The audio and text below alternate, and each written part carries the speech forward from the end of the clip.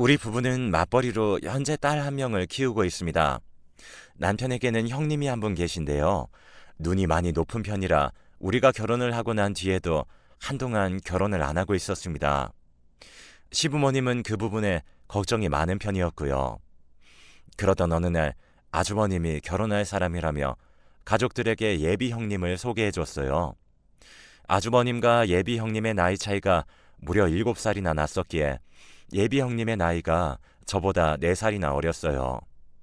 그 부분에 있어서 불편한 점이 없다고 하면 거짓말이겠지만 자주 볼 사이가 아니었기에 크게 신경 쓰지 않으려고 노력했습니다.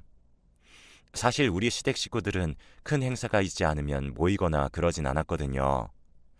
시어머님 자체가 워낙 조용조용 하셨는데요. 그냥 각자 알아서 잘 살라고 생각하시는 그런 분이셨거든요.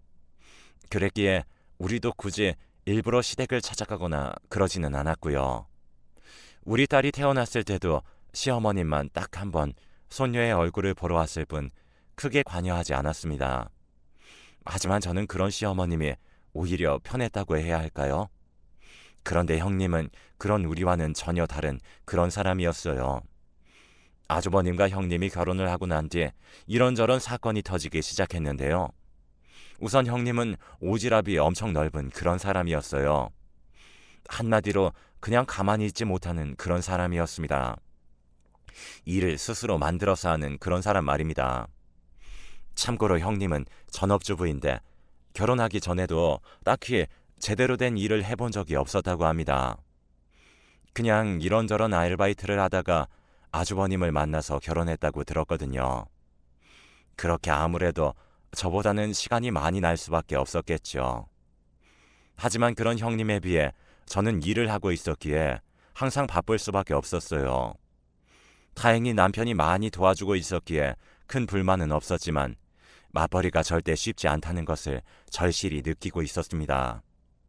형님은 그런 우리를 잘 이해하지 못한 채 자꾸만 일을 만들기 시작했고요. 신혼여행을 다녀온 형님이 어느 날 저를 따로 찾아왔는데요. 퇴근 후 부랴부랴 딸을 유치원에서 데리고 집에 들어오자마자 형님에게 전화가 걸려왔어요. 동서, 나 동서 집 앞인데 잠깐 들어가도 되지? 네? 저희 집 앞이요? 그게 미리 연락을 하고 오셔야 저도 제가 말을 하고 있었지만 형님이 제 말을 단박에 끊고는 말을 이어나갔어요. 형님 동서 사이에 뭐 그렇게까지 격식을 차려. 앞으로 친하게 지내야 하는데. 아니, 그래도 저희가 맞벌이다 보니 퇴근 후에 집에서 이것저것 할 게 많거든요. 근데 지금 막 퇴근하고 들어와서 집안이 너무 엉망이어서요. 괜찮아. 나 지금 동선의 집 문 앞이야. 문 좀 열어봐. 형님은 제 말을 듣는 둥 마는 둥 초인종을 눌러댔어요. 그런 형님의 행동에 기분이 많이 상할 수밖에 없었는데요. 그냥 다짜고짜 집을 찾아온 것도 이해할 수 없었고 비록 제가 동서라고는 하지만 4살이나 많은데 대놓고 반말을 하는 것도 기분이 나빴거든요. 그렇게 제가 굳은 표정으로 문을 열어줬지만 그런 제 마음을 아는지 모르는지 형님이 당당하게 집 안으로 들어왔어요. 어머, 나는 동서가 집이 엉망이라고 하길래 그냥 하는 소린 줄 알았는데 이거 완전 개판 5분 전이네. 아무리 그래도 주부가 너무 심한 거 아니야? 그게 남편이랑 제가 새벽 5시 30분에 일어나서 준비하는데도 애 밥 먹이고 그러다 보면 시간이 빠듯하더라고요. 아침에 회사까지 가려면 차도 많이 막히고 해서 다녀와서 정리하고 있어요. 동서, 아무리 그래도 집이 이렇게 난장판이 될 것 같으면 더 일찍 일어났던가 했어야지. 이건 진짜 너무 심한 것 같네. 아무튼 우리나라 여자들 문제야. 요즘 맞벌이니 뭐니 하면서 집안 꼴을 아주 개판 만들어 놓고도 아주 당당하잖아. 평소 형님의 말투가 곱지만은 않다는 것을 잘 알고 있었지만 그날따라 막말을 하는 형님에게 기분이 상할 대로 상할 수밖에 없었는데요.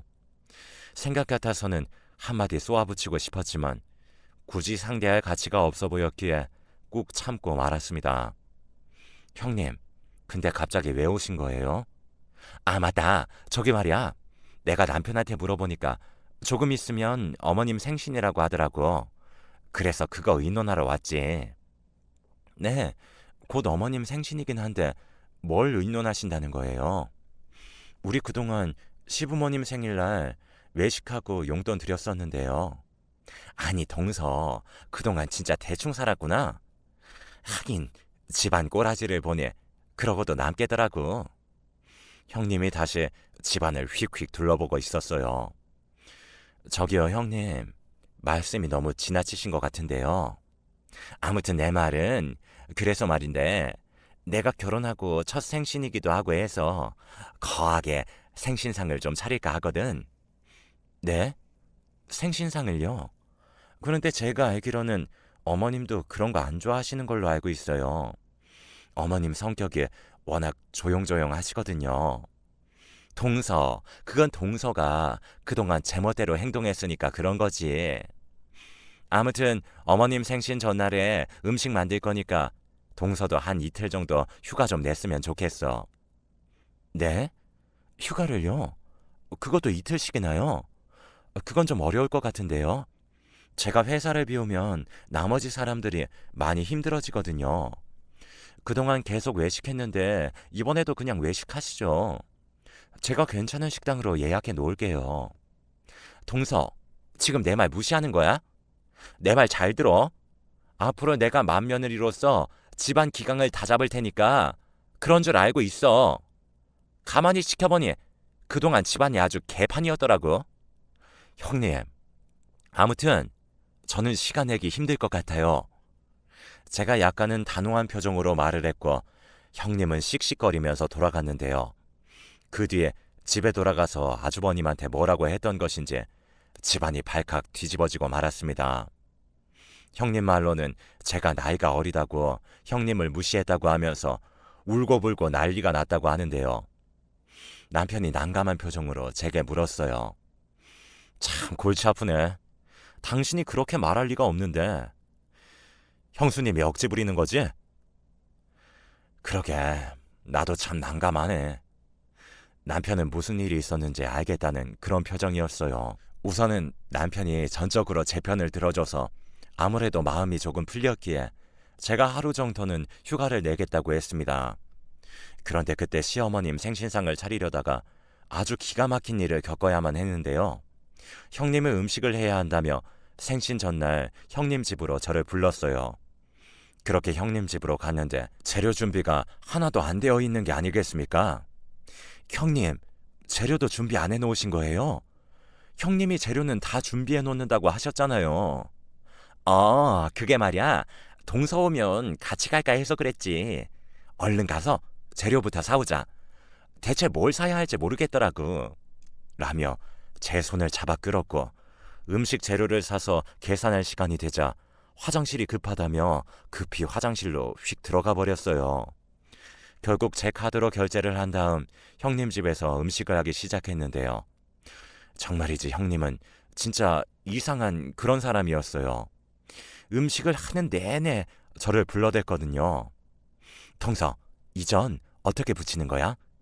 이것 좀 봐줘봐. 형님, 저한테 갈비 재우라면서요. 아니, 우선 이것부터 쭉 하면 되는 거잖아. 그렇게 제가 전을 붙이고 있으면 또다시 저를 불렀어요. 동서, 미역국 끓일 때 미역이랑 소고기 넣고 그냥 끓이면 되는 거야? 아니요, 저는 참기름에 한번 볶아서 끓이긴 하는데. 그럼 동서가 해봐. 라며 하나부터 열까지 저를 부려먹기 바빴어요. 시간이 지날수록 화가 치밀어 오르기 시작했는데요. 형님, 제가 보니 음식도 잘 못하시는 것 같은데 왜 굳이 집에서 생신상을 차린다고 하신 거예요? 어머, 그게 무슨 말이야? 나 지금 요리하고 있는 거 안 보여? 시간 없으니까 얼른 하기나 해. 그렇게 어찌저찌 생신상을 차리긴 했지만 거진 다 제가 했다고 해도 과언이 아닐 정도였어요. 하지만 형님은 시댁 가족들에게 한껏 생색까지 내면서 말을 했어요. 제 음식 솜씨가 많이 부족하긴 하지만 많이 드세요. 앞으로도 제가 매년 생신상 차려드릴게요. 제가 들어보니 동서는 생신상도 한번 차려드린 적 없다고 하더라고요. 동서가 원래 좀 개념이 없다고 해야 하나? 그렇더라고요. 앞으로는 제가 기강을 바로잡을 테니까 아무 걱정하지 마세요. 형님이 입에서 나오는 대로 마구마구 말을 하고 있었는데요. 음식을 먹던 우리 남편이 한마디를 했습니다. 이거 우리 아내가 한 맛이랑 완전 똑같은데? 혹시 당신이 다 한 거야? 도련님, 무슨 그런 말을 하세요? 동서가 다 하다니요. 아니, 저는 그냥 그렇다는 거죠. 평소 우리 아내가 해주는 맛하고 너무 똑같은 것 같아서 그래요. 남편은 형님을 한껏 노려보며 말을 했고 형님이 잔뜩 화가 난 양 미간을 찌푸린 채 아주버님 옆구리를 꽂고 찔러댔지만 눈치 없는 아주버님은 그저 음식만 먹을 뿐이었어요.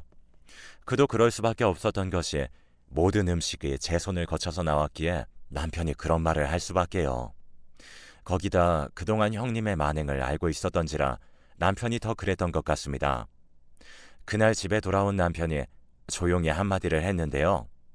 당신 불편하면 앞으로 형수님 전화 받지 마. 내가 딱 보니 형은 관심 없어 보이거든. 저러다 언제 한번 엄마 성질 잘못 건드리면 나중에 정말 감당 안 될 텐데. 어머님이? 어머님같이 조용조용하신 분은 안 그러실 것 같아. 그건 일반적인 사람한테는 안 그러는 거지.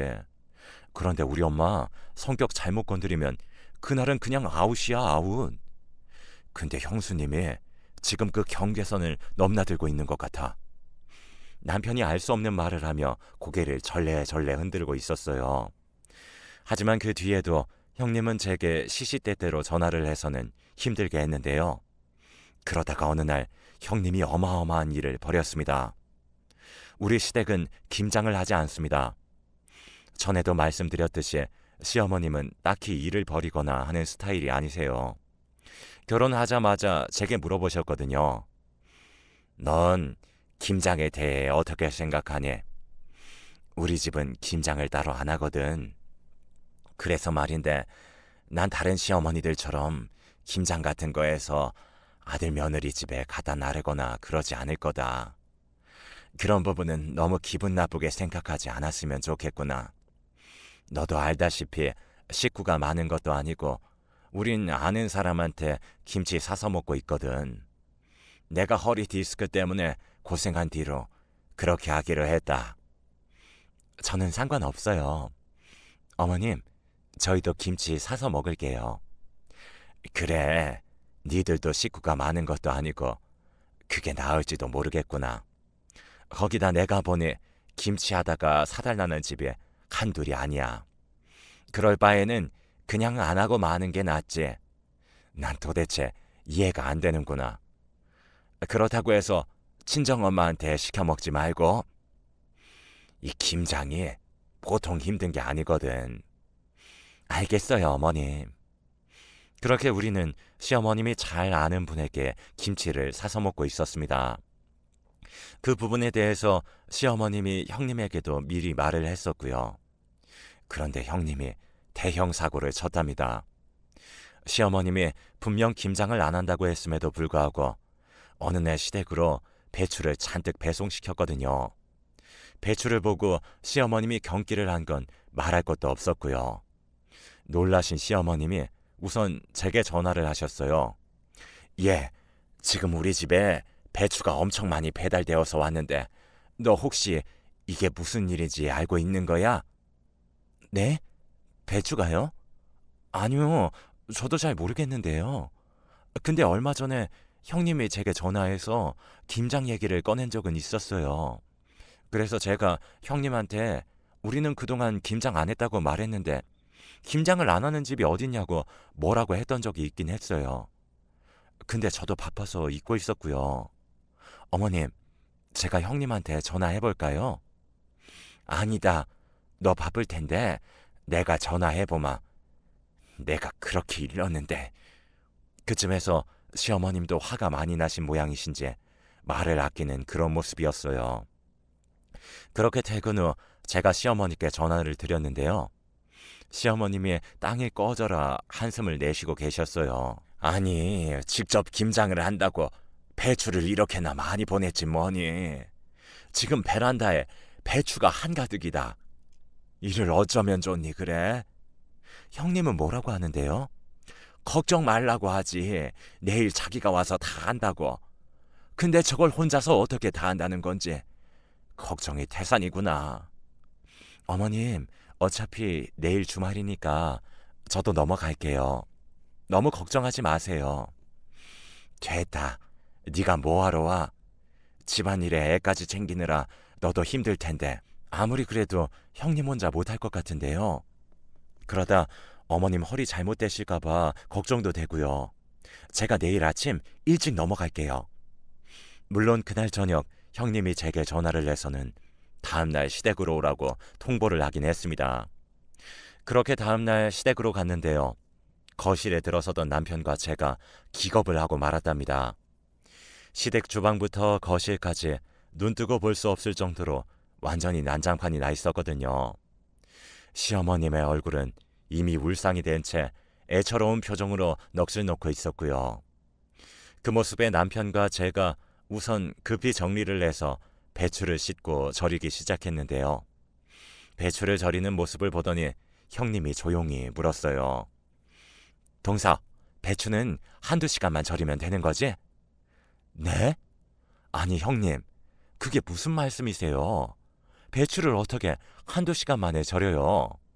보통 못해도 반나절은 절여놔야 되는 걸로 알고 있어요. 그래서 요즘은 절인 배추도 많이들 사던데 왜 굳이 그냥 배추를 사셨어요? 근데 혹시 형님, 김장 한 번도 안 해보신 건 아닌 거죠? 내가 안 해보긴 뭘 안 해봐. 해봤거든? 그리고 절인 배추는 나도 알거든? 근데 그게 훨씬 비싸던데 나 원참 그걸 왜 사? 동서는 가끔 보면 경제관념이 없는 것 같아.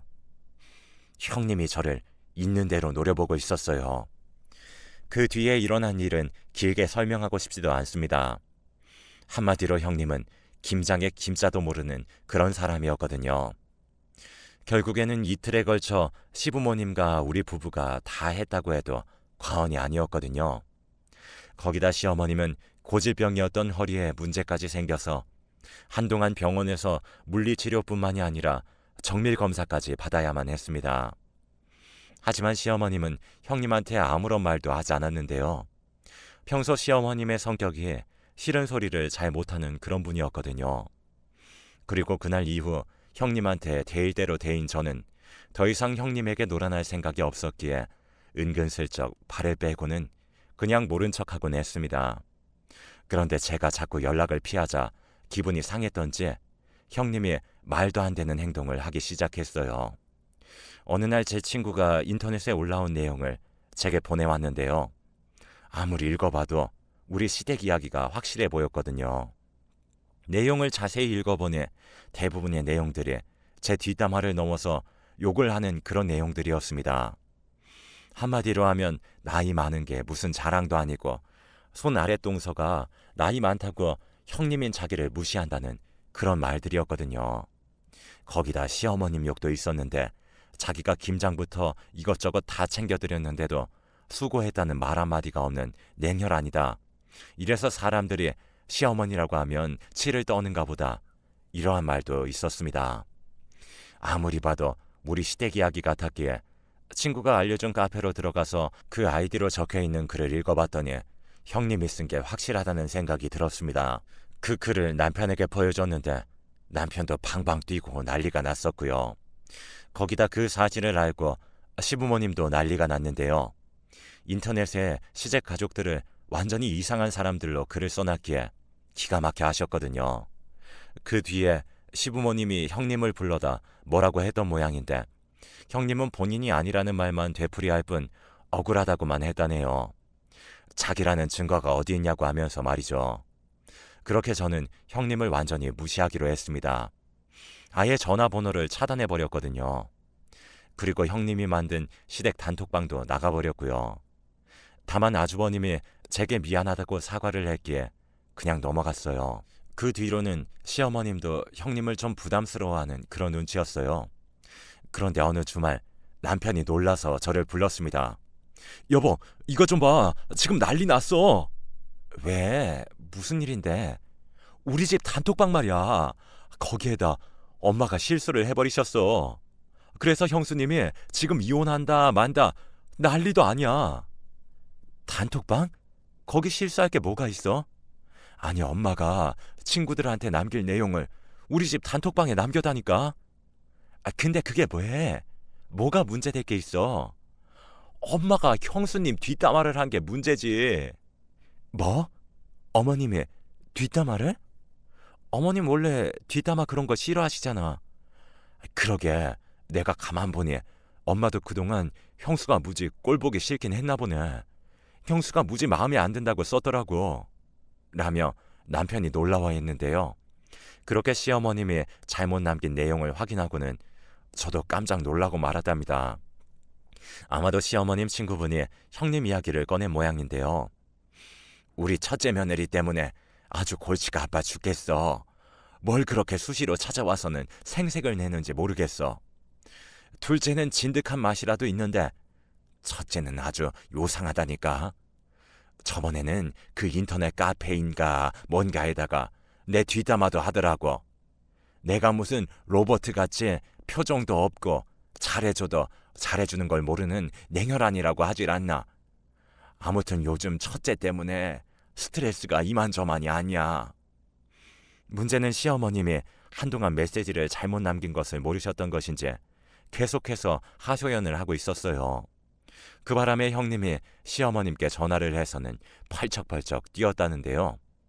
그러다가는 시댁으로 쫓아가는 일까지 벌어졌습니다. 톡방의 대화를 봤던 저희 부부도 놀란 채 시댁으로 갔고 말이죠. 저희가 시댁으로 들어가자마자 형님의 목소리가 들려왔어요. 제가 어머님한테 어떻게 했는데 이럴 수가 있어요? 물론 내가 말 실수한 건 미안한데 너도 나 모르게 내 뒤통수 제대로 쳤잖니. 내가 너한테 뭐 해달라고 한 것도 아니고 네가 혼자 그런 거 아니야? 그리고 내가 너한테 하지 말라고 몇 번이나 말했잖니. 거기다 내 생일상 차렸을 때도 둘째가 음식 다 한 거 우리 다 알고 있었다. 네 행동을 한번 돌아봐. 내가 괜히 그러는 건가? 넌 심지어 인터넷에 우리 가족 뒷담화도 남겨놨잖니? 라며 형님에게 쏘아붙였습니다. 그동안 시어머니께서 그렇게 화를 내는 모습은 처음이었는데요. 워낙 말수가 적은 분이었기에 그 정도 말씀하신 것만 해도 그동안 얼마나 참고 있었던 것인지 알겠더라고요. 어머님, 다른 집 시어머니들은 며느리가 그렇게 해주면 진짜 고마워하신다는데요. 근데 어머님은 너무 심하잖아요.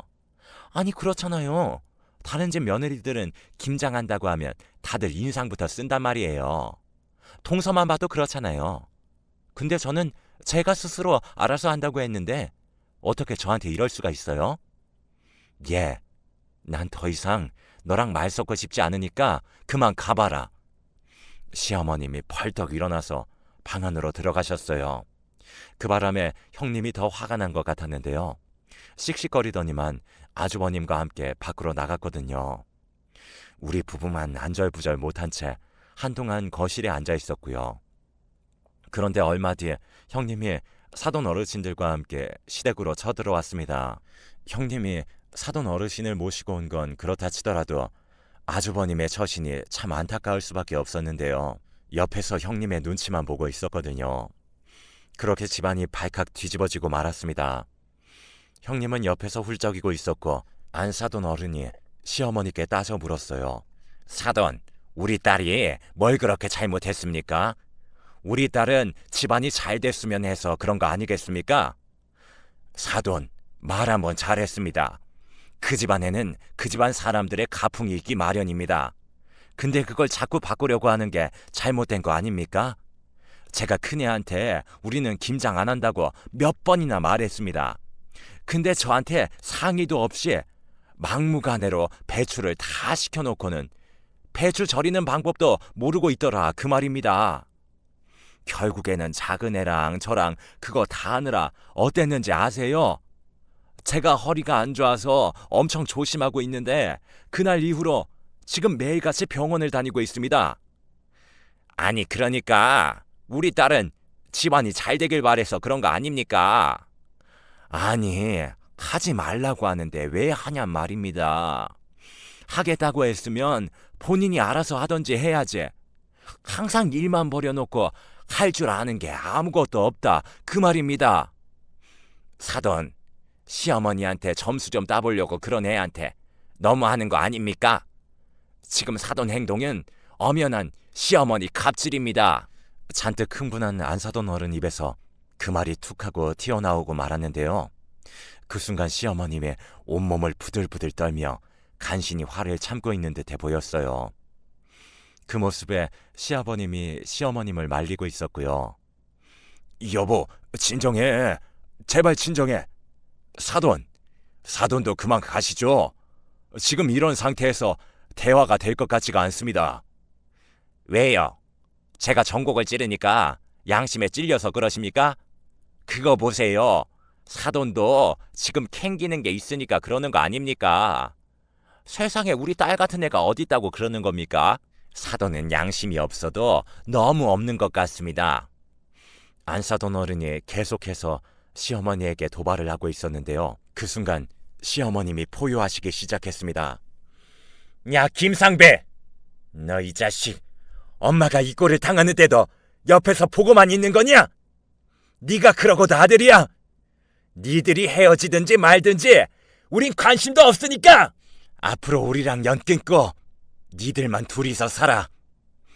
집안이 떠내려가라 소리를 지르며 금방이라도 아주버님에게 달려들 기세였기에 우리가 그런 시어머님을 잡고 말렸지만 시어머님은 이미 이성을 잃은 듯해 보였어요. 그때 당시 시어머님의 눈에 흰자밖에 보이질 않았다고 해도 과언이 아니었거든요. 그런 시어머님의 모습에 안사돈 어른과 형님이 기겁을 했는데요. 그동안 조용조용하기만 하던 시어머님이 갑자기 돌변한 모습에 뭔가 잘못되어 가고 있다는 생각을 한 모양인지 슬금슬금 뒷걸음질을 치더니 주랭랑을 치기 시작했습니다. 그 뒤에도 시어머님은 한동안 소리를 지르셨고요. 그동안 워낙 조용하고 말씀이 없던 시어머님이었기에 안서돈 어른이 만만하게 봤던 게 아니었나 싶었습니다. 하긴 저조차도 화가 난 시어머님의 모습이 너무나 낯설게만 느껴질 정도였으니까요. 잠시 뒤에 시어머님이 흥분을 가라앉힌 채 소파에 털썩 주저앉았어요. 내가 조용히 살려고 부단히도 노력하고 있구만. 왜 자꾸 사람 성질을 건드려? 아유, 진짜 주먹이 운다, 주먹이 울어. 예전 같았으면 한 주먹거리도 안 되는구만. 여보, 잘 참았어. 아주 잘 참았어. 내가 얼마나 조마조마했는지 몰라. 시아버님이 시어머님을 달래고 계셨어요. 잠시 후 시어머님이 저를 바라보며 언제 그랬냐는 듯 부드러운 목소리로 물었어요. 작은 애야, 많이 놀랐지? 어머님, 아까는 진짜 너무 놀랐어요. 난 정상적인 사람들한테는 아주 순한 양이니까 너무 무서워하지 말거라. 이게 말이다, 상식이 없는 사람들한테 상식적으로 대해줄 필요가 없는 거거든. 봐라, 상식적으로 대해주더니 사돈 집에 쳐들어와서 저러고 있지 않니? 내가 김장한다고 우리 집으로 배추를 한 무더기 보냈을 때부터 이미 단단히 벼르고 있었어. 김장만 아니었어도 내가 꾹 참으려고 했는데 그때 허리 디스크가 다시 도져서 아직까지도 엄청 고생하고 있잖니. 다시 화가 치밀어 오른다는 듯이 시어머님이 주먹을 불끈 쥐고 있었는데요. 난 이미 이래 될 줄 알고 있었어. 그래서 내가 형한테 형수님 말리라고 몇 번이나 말했었는데 들은 척도 안 하더라고. 와, 그래도 엄마 많이 참았더라. 난 오늘 2판 4판 난장판 될 줄 알았거든. 너도 네 형처럼 되고 싶지 않으면 입 다물어. 조용히 해. 작은 애야, 우리 앞으로 절대 김장 같은 거 하지 말자. 내가 모르냐, 그놈의 김장하다가 사달라는 집이 한두 집이 아니라니까. 그래서 내가 절대 하지 말라고 그렇게 다짐했었구만. 네, 어머니. 저도 김장하는 거 별로 안 좋아해요. 제가 시어머니 눈치를 보며 급히 대답했는데 남편이 놀리듯 말했어요. 엄마, 우리 집사람 엄마 때문에 완전히 쫄은 것 같은데? 작은 애야, 나 그렇게 무서운 사람 아니다. 그러니까 긴장 풀거라. 시어머님이 최대한 부드러운 목소리로 말씀하셨어요. 그 말에 우리 모두 큰 소리로 웃었고 말이죠. 그 뒤 아주버님과 형님은 시댁에 완전히 발을 끊었습니다. 그러거나 말거나 시어머님은 상관조차 하시지 않았는데요. 마치 원래 없었던 사람들 마냥 그렇게 행동하셨습니다. 문제는 그 뒤에도 시어머님의 복수가 계속되었답니다. 그러니까 아주버님이 결혼을 하면서 시부모님께 전세 자금을 빌려간 게 있었어요. 그 부분은 시부모님이 저희에게 이미 말씀을 하셨었기에 우리도 알고 있었던 내용이었습니다. 저희가 결혼할 때도 은행에서 대출 받으면 이자가 비싸니까 여윳돈을 빌려주셨거든요. 저희 부부는 맞벌이를 하면서 그 돈을 거진 다 갚았고요. 그런데 시어머님이 아주버님에게 그 돈을 당장 갚으라고 했다고 하네요. 그 말에 아주버님은 돈이 없다며 악착같이 버틴 모양인데요. 우리 신부모님이 조금 냉정해 보이실지 모르겠지만 부모 자식 간에도 금전 거래를 할 때는 차용증을 꼭 쓰곤 하셨거든요. 물론 저희 부부도 매달 갚아나가는 걸로 차용증을 썼었고요. 그렇게 시어머님이 아주버님에게 돈을 갚으라고 압박을 했다고 합니다. 그런데 참 기가 막혔던 것이 그제서야 형님이 시부모님께 사과를 하고 싶다고 했다네요. 하지만 시어머님은 들은 척도 하지 않으셨고요. 덕분에 안 사돈 어른이 다시 시댁에 찾아와서 사과를 하며 부탁까지 하더랍니다. 그래도 장남인데 꼭 그 돈을 돌려받아야 되겠습니까? 아니면 애들한테 시간을 조금 더 주시면 안 되겠습니까? 아니요, 그럴 순 없는 것 아니겠습니까? 우리 둘째는 열심히 벌어서 지금 다 갚아가거든요. 근데 첫째네는 지금 돈 안 보낸 지 한참 됐거든요. 그 부분에 대해 벌써 여러 번 말을 했던 부분이고요. 그러니 안 사돈은 상관하지 마시고 돌아가시죠. 그때 제가 소란을 피워서 그런 거라면 사과드리겠습니다. 아니, 안 사돈이 왜 이렇게까지 하시는 건지 잘 모르겠습니다. 사실 우리 딸이 워낙 곱게만 자라서 제대로 일을 해본 적이 없어서요. 근데 그 돈을 매달 갚아나가려고 하면 우리 딸도 일을 해야 하는데 아무래도 그게 힘들 것 같아서 말입니다. 김서방 월급이 많은 것도 아니고 지금 아파트를 빼서 갚아야 하는 상황 아니겠습니까? 그럼 전세를 빼고 처가살이 하겠다고 그러고 있으니 저도 지금 난감하답니다. 근데 저희 집이 워낙 작기도 하고 그래서 걱정이 이만저만이 아닙니다. 글쎄요, 저는 잘 모르겠습니다. 라며 시어머님이 단호하게 말을 했다고 합니다. 그 바람에 형님이 저한테까지 연락을 해왔는데요. 저보고 잘 좀 말해달라며 몇 번이나 부탁을 했는지 모르겠습니다. 하지만 우리 시어머님이 제 이야기를 듣는 분도 아니었기에 저는 그저 모른 척하고 말았습니다. 결국 아주버님과 형님은 전세를 빼서 처가로 들어갔다고 하네요. 시어머님이 당장 돈을 갚으라고 닥달을 했었거든요. 둘 다 신용도 안 좋았던 모양인지 대출받기도 어려웠다고 하더라고요. 지금도 가끔 안 사돈 어른이 시어머니께 연락을 하는 모양인데요. 형님과 아주버님을 시댁에서 살게 하면 어떻겠냐고 묻더랍니다. 물론 시어머님이 단박에 거절을 하셨고요. 형님은 그 와중에도 일을 안 하고 빈둥거리고 있다고 하는데 생각만 해도 갑갑하기만 하네요. 그리고 우리는 예전처럼 평화로운 시간을 보내고 있답니다. 그렇게 그냥 시어머님이 하라는 대로만 했다면 큰 문제가 없었을 텐데 왜 이 사달을 만든 건지 도무지 이해가 되지 않습니다.